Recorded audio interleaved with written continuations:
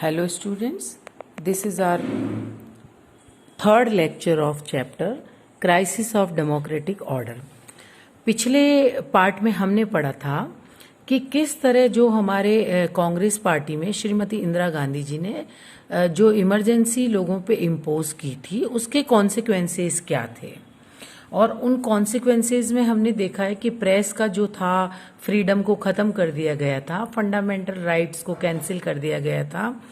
तो इस तरह से जो हमारी ऑपोजिशन पार्टीज थी उनको भी किसी तरह के राइट्स नहीं दिए गए थे। तो ये सारे थे हमारे consequences of emergency.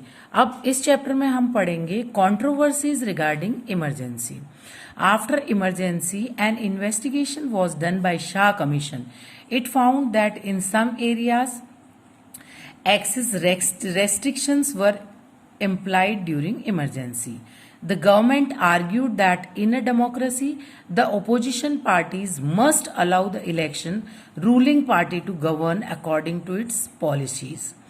The critics say that Indira Gandhi misused constitutional provision meant for saving the country to save her personal power.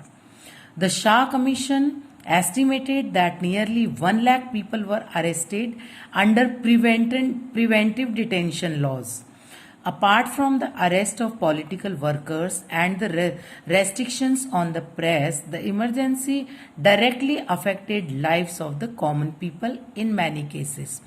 तो ये हमारी इतनी सारी जो कंट्रोवर्सीज थी इमरजेंसी से रिगार्डिंग, जिसमें हमने देखा था कि बहुत सारे ऐसे जो लोग थे उनको रेस्ट्रिक्शंस में भी कुछ चीज़ों के लिए एक्सेस करना अलाउड था, और इसी तरह जो ऑपोजिशन पार्टी थी उनके पावर बिल्कुल खत्म हो गए थे। और ये भी माना जाता है कि उस समय में इंदिरा गांधी ने अपने पावर को मिसयूज किया था सिर्फ अपने पर्सनल उसके लिए, पर्सनल प्रॉफिट बेनिफिट के लिए, नॉट फॉर डेमोक्रेसी। इसीलिए जो हमारे शाह कमीशन स्टैब्लिश हुआ था उन्होंने ये कम से कम एस्टिमेट किया था कि 1 लाख से ज्यादा लोगों को प्रिवेंटिव डिटेंशन लॉ के अंडर में अरेस्ट किया था। Apart from this political workers, बहुत सारे ऐसे लोग भी थे, कॉमन लोग भी थे जिनको भी बहुत सारी चीजों के लिए प्रॉब्लम्स फेस करनी पड़ी थी। Lesson from emergency. इमरजेंसी से क्या क्या चीजों के लेसन्स लोगों ने सीखे। It is extremely difficult to do away the democracy in India. India से डेमोक्रेसी को हटाना बहुत मुश्किल है। Internal emergency can be proclaimed only on the ground of armed rebellion. Advice to the president to proclaim it must be given in written by the council of ministers. अब इसमें किसी भी टाइम में इमरजेंसी को हम लागू नहीं कर सकते। ये बहुत ही जो कुछ ऐसे सिचुएशन हो जिसमें कि आर्म्ड रिबेलियन टाइप सिचुएशंस हो, तब प्रेसिडेंट के एडवाइस से यहाँ पे जो हमारे काउंसिल ऑफ मिनिस्टर्स है वो ये प्रपोजल पास कर सकते हैं। The emergency made everyone more aware of the value of civil liberties. इसमें यहाँ पे लोगों को पता चला कि हमारी लाइफ में सिविल लिबर्टीज की कितनी ज्यादा वैल्यूज है। Politics after emergency. अब इमरजेंसी के बाद में क्या हुआ था पॉलिटिक्स में, the experience of emergency was quite visible in 1977 Lok Sabha election. The people's verdict was decisively against the emergency. क्योंकि लोग इमरजेंसी के एकदम से अगेंस्ट थे, तो बाद में जो 1977 के जो इलेक्शन हुए उसमें कांग्रेस को कोई भी लोगों ने सपोर्ट नहीं किया था। अब हम देखते हैं लोकसभा इलेक्शन 1977।